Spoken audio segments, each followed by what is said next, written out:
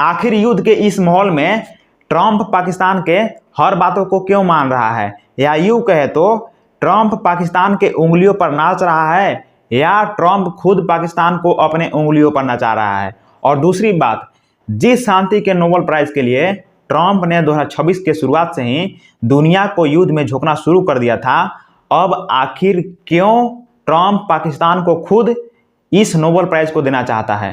नमस्कार दोस्तों, क्रांतिकारी टाइम्स में आप सबका स्वागत है। दोस्तों, साफ साफ कहे तो आज जो अमेरिका का स्थिति हो चुका है वह अमेरिका के इतिहास में अमेरिका का ऐसा स्थिति कभी नहीं हुआ था। किसी भी राष्ट्रपति के शासनकाल में ऐसा स्थिति कभी नहीं हुआ था।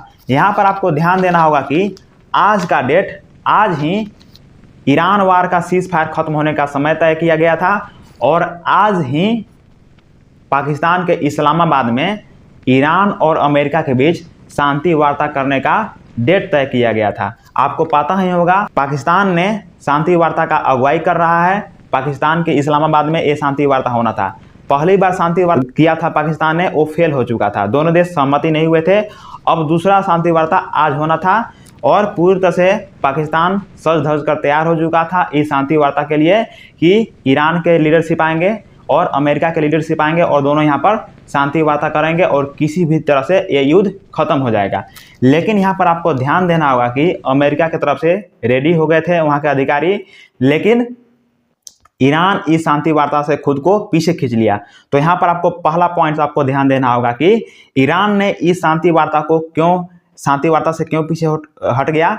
इस ऐतिहासिक शांति वार्ता जिससे दुनिया वर्ल्ड वार 3 में जाने से बच सकता है, आखिर ईरान ने इस शांति वार्ता से खुद को क्यों पीछे खींच लिया। और यहाँ पर आपको ध्यान देना होगा कि ट्रंप ने आदेश दे दिया था कि अपने वाइस प्रेसिडेंट जेडी वांस अपने लीडरशिप के साथ, अपने डेलीगेशन के साथ प्लेन में बैठ गए थे और सीट बेल्ट कस लिए थे।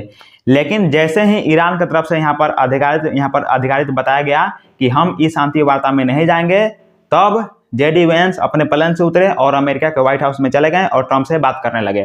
तो अमेरिका पूरी तरह से तैयार होने के बावजूद इस शांति वार्ता में पाकिस्तान नहीं आया और ईरान इस शांति वार्ता से पीछे क्यों खींच लिया। चलिए इस सटीक जानकारी को यहाँ से आपको मैं बता रहा हूँ। दोस्तों, ईरान ने अमेरिका के साथ शांति वार्ता से हटने का अंतिम निर्णय आज ले लिया है कि हम इस शांति वार्ता में नहीं जाएंगे। क्यों? 2-3 पॉइंट्स आपको यहाँ पर समझना होगा। तेहरान के अधिकारियों ने बुधवार को पाकिस्तान में होने वाले शांति वार्ता को रद्द करने की अपने अंतिम फैसले यहाँ पर ले लिया है। कारण यहाँ पर बताया जा रहा है कि अमेरिका ने स्ट्रेट ऑफ हॉर्मुज को और ईरानी बंदरगाहों को चारों तरफ से घेर लिया है और दिन पर दिन अपने सैनिकों को यहाँ पर भेज रहा है, अपने डिफेंस सिस्टम को स्ट्रॉन्ग कर रहा है।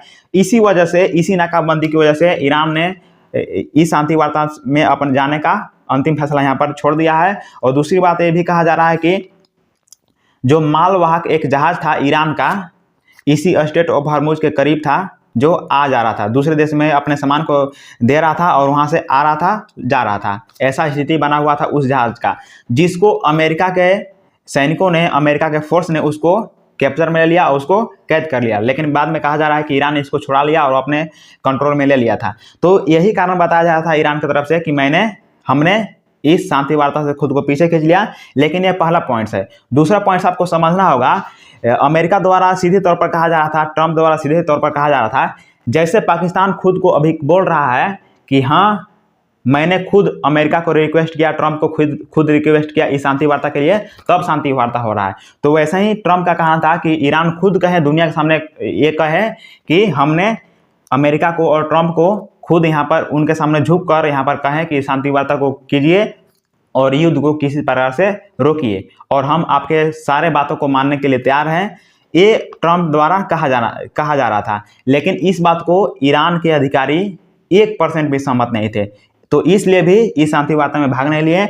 और सबसे बड़ा कारण दोस्तों ये है, ट्रंप द्वारा, अमेरिका द्वारा कहा जा रहा था कि जो ईरान के पास इनरिच यूरेनियम है, जिससे परमाणु बम ईरान बना सकता है या ईरान बना चुका है, जो इनरिच यूरेनियम है, इसको सम्मान सहित अमेरिका में पहुंचा दे, अमेरिका को सौंप दे।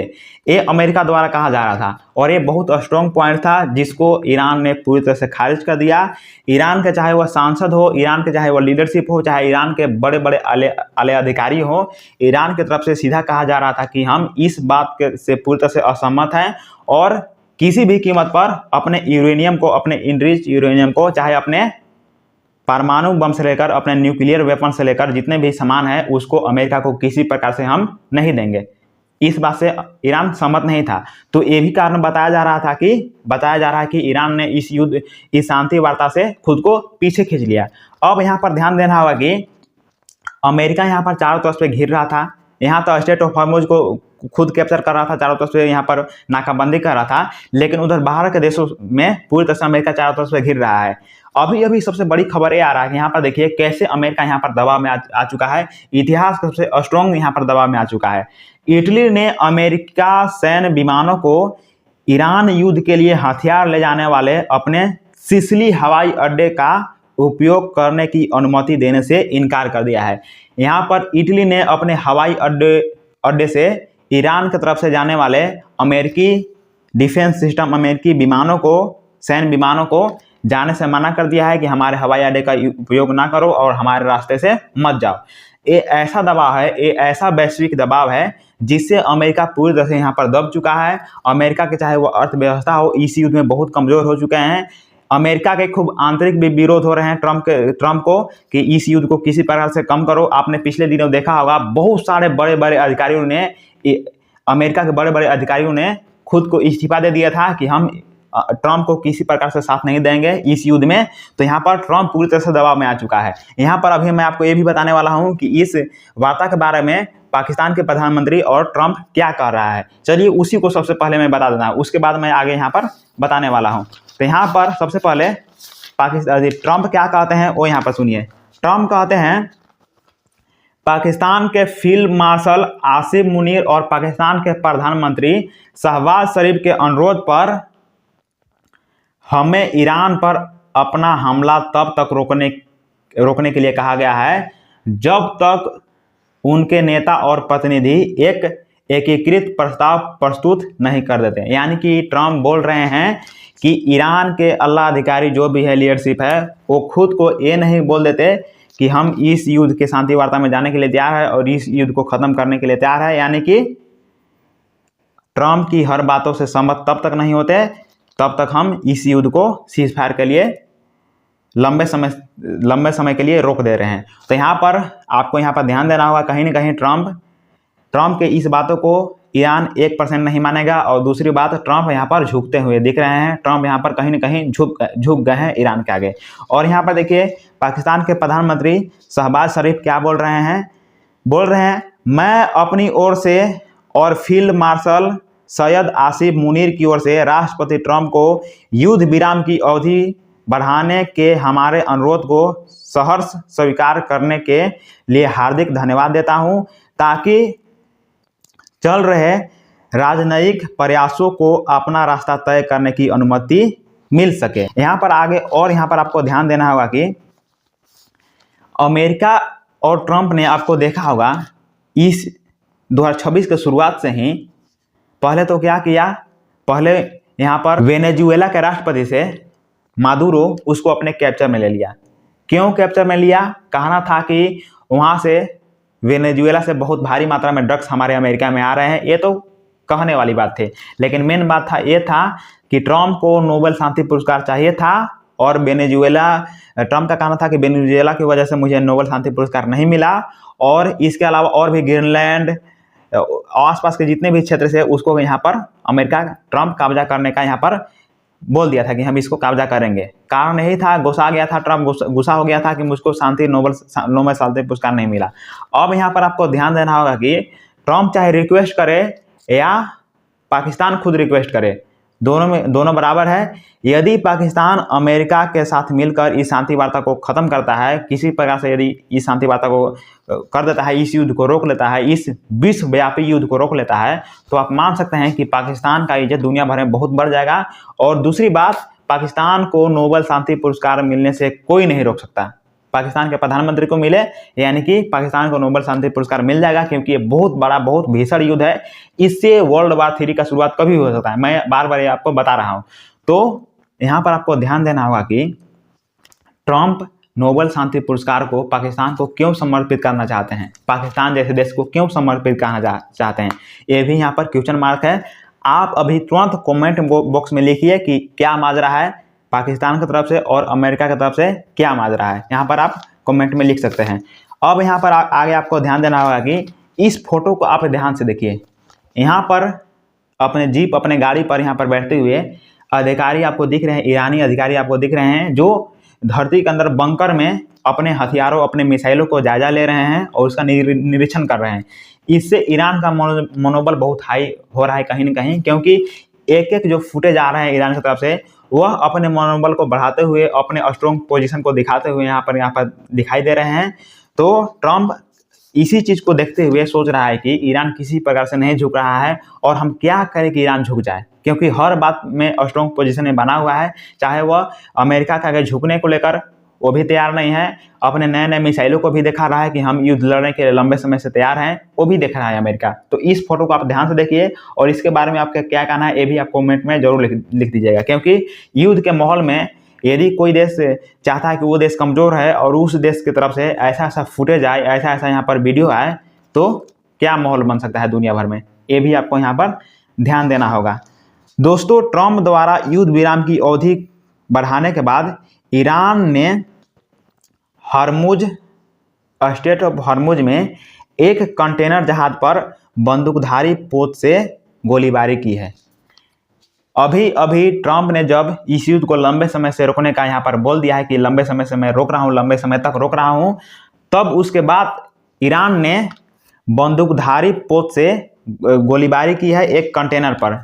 कि कौन देश का कंटेनर है ये मुझे पता नहीं है और ये भी बताया नहीं गया है, लेकिन इस पर गोलीबारी किया है। और यहाँ पर आगे ये भी बताया जा रहा है कि अमेरिका स्टेट ऑफ हॉर्मुज को, यहाँ पर देखिए ये है स्टेट ऑफ हॉर्मुज, इसके आगे इसके पीछे चारों तरफ से घेर लिया है अमेरिका ने, लेकिन इसके बावजूद ईरान के कम से कम 34 टैंकर अमेरिका की इस नाकेबंदी को पार कर चुके हैं। कैसे पार कर चुके हैं, कैसा डील किया गया, क्या अमेरिका झुक गया, क्या माहौल है मुझे नहीं पता, लेकिन 34 टैंकर को यहाँ पर गुजर चुके हैं। ईरानी टैंकर को दूसरे देश में तेल सप्लाई कर रहे होंगे या उस देश से आ रहे होंगे। ये छोटा मोटा बात नहीं है दोस्तों, क्योंकि अमेरिका खुद को स्ट्रॉन्ग पोजीशन दिखा रहा है कि चाहे ईरान स्टेट ऑफ हॉर्मुज को अपने कैप्चर में ले ले, लेकिन स्टेट ऑफ हॉर्मुज के जितने भी बाहरी क्षेत्र है उसको मैंने कैप्चर में ले लिया। ये अमेरिका का कहना है और अमेरिका का यही कहना है कि ईरान से कोई भी जहाज बाहर नहीं जा पाएंगे और बाहर से कोई भी जहाज ईरान में नहीं आ पाएंगे। लेकिन इसके बावजूद 34 जो टैंकर है एक कैसे यहाँ पर दूसरे देश में तेल को सप्लाई कर लिए, यहाँ पर ट्रंप को सोचना होगा, ये अमेरिका को सोचना होगा। यही कारण है कि ट्रंप और अमेरिका हर स्थिति में खुद को कमजोर यहाँ पर होते हुए दिख रहे हैं। पिछले दिनों आपने देखा होगा कि बहुत बड़े बड़े अधिकारी अमेरिका के यहाँ पर इस्तीफा दे दिए थे कि मैं ट्रंप को किसी प्रकार से सहयोग नहीं करता हूँ, इस युद्ध में किसी प्रकार से भागीदारी नहीं लूंगा। और बहुत सारे मामले थे जिसके कारण यहाँ पर अमेरिका के बड़े बड़े जो आला अधिकारी थे वो यहाँ पर इस्तीफा दे दिए थे। पहली बात तो ईरान के बड़े बड़े आला अधिकारी और बड़े बड़े लीडरशिप को चुन कर बहुत बड़े बड़े अधिकारी को यहाँ पर अमेरिका और ट्रंप ने और यहाँ पर इजराइल ने दोनों मिलकर मार दिए अपने खुफिया एजेंसी द्वारा। लेकिन यहाँ पर खुद ब खुद ईरान ने अमेरिका के अधिकारी को मारा नहीं, बल्कि वो खुद मर गए, खुद यहाँ पर इस्तीफा देकर ट्रंप को कमजोर कर गए। तो यही कारण है कि चारों तरफ से घिरने के बावजूद यहाँ पर चारों तरफ से घिरने के बाद ट्रंप सोच रहा है कि ये युद्ध किसी प्रकार से रुक जाए और किसी प्रकार से इसको स्थगित कर दिया जाए।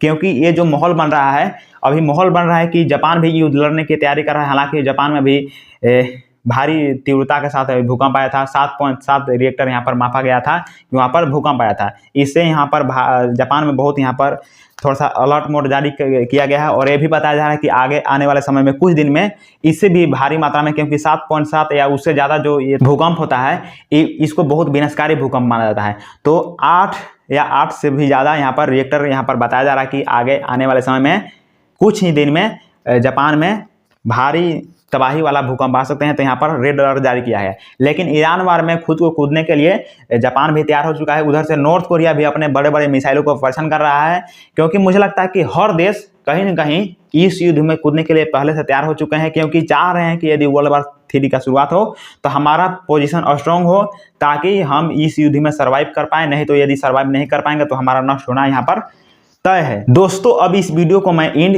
इस न्यूज के साथ करना चाहता हूं। यहाँ पर देखिए, जहां दुनिया युद्ध में फंसा हुआ है, अमेरिका युद्ध में फंसा हुआ है, और इसी के साथ वर्ल्ड वॉर 3 का शुरुआत कभी हो सकता है, यानी कि दुनिया भी इस युद्ध में फंस चुका है। तो यहाँ पर चाइना से ही बहुत बड़ा खबर आ रहा है। स्क्रीन पर आप देखिए, चाइना ने यांग तजी नदी के नीचे 11 किलोमीटर लंबी पानी के अंदर सुरंग का निर्माण पूरा कर लिया है, और इस सुरंग में बुलेट ट्रेन 350 किलोमीटर प्रति घंटा के रफ्तार से दौड़ेगी। दोस्तों ये बहुत बड़ा खबर है। भारत के नेताओं को, भारत के जो प्रधानमंत्री है नरेंद्र मोदी, ऐसे नेताओं को यहाँ पर सीखना चाहिए कि चाइना कितना प्रगति कर रहा है। आप यहाँ पर हर मुद्दे में, हर स्थिति में आप केवल चुनाव जीतना चाहते हैं, हर स्टेट को अपने कब्जे में लेना चाहते हैं, लेकिन भारत का प्रोग्रेस, भारत का जो स्थिति है, इसको कौन सुधारेगा? चीन इतना आगे बढ़ रहा है। चीन में हर दिन कुछ न कुछ बड़े बड़े न्यूज आते हैं कि इतना बड़ा ब्रिज बना दिया, जो ऐतिहासिक ब्रिज था, इतना बड़ा ये बना दिया, इतना बड़ा वो बना दिया। अभी ये न्यूज आ रहा है कि 11 किलोमीटर लंबा जो पानी के अंदर का सुरंग बना दिया, जिसमें बुलेट ट्रेन 350 किलोमीटर प्रति घंटा के रफ्तार से चलेगा।